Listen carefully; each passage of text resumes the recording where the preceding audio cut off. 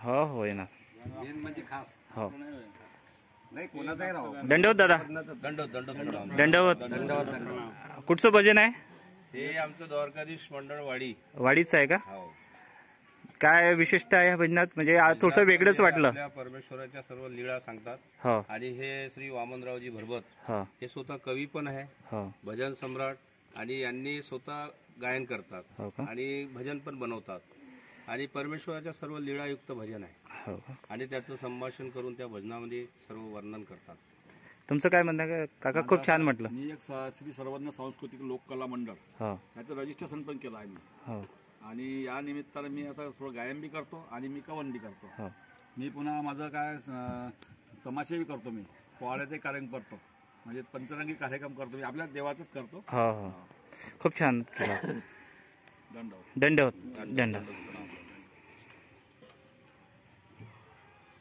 आता आमचं बी सर्वज्ञ महानुभाव धर्मसेवा प्रतिष्ठान ही संस्था आहे आणि या संस्थेच्या अंतर्गत पिवळतोडी स्थान आपली महानुभाव पंथाची काशी रिद्धपूर या ठिकाणी आपलं मंदिराचा जीर्णोद्धार झाला आहे आणि आता येत्या 26 तारखेला त्या मंदिराचं उद्घाटन आणि कळसरान सोहळ्यासाठी नागपूरमधून विजयस्थळी आश्रम परमपूज्य आदरणीय हंसराज खामणेकर यांच्या मार्गदर्शनातून परमपूज्य आदरणीय आपले अमरावतीचे बाबाजी आणि अनुपमुनी दादाजी यांच्या विजनस्थळी आश्रममधून पदयात्रा निघणार आहे आणि ती आपली कडमेश्वर, काटोल, सालबड्डी आणि रिद्धपूर अशी पोहोचणार आहे 3 तारखेला.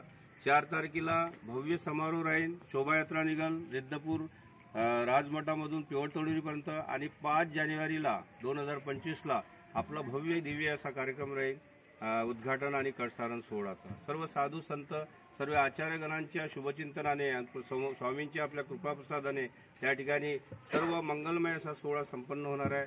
आपला सर्वांना विनंती आहे की आपण सर्व सद्भक्त महानुभाव पंथाचे अनुयायी सर्वच त्या ठिकाणी उपस्थित राहून त्या कार्यक्रमाचा लाभ घ्यावा. शुभचिंतन पर तो आशीर्वाद राहील साधू संतांचा आणि आपला महाप्रसाद सुद्धा राहील. या सर्वांचा आपण लाभ घ्यावा ही विनंती आहे. दंडवत. दंडोत.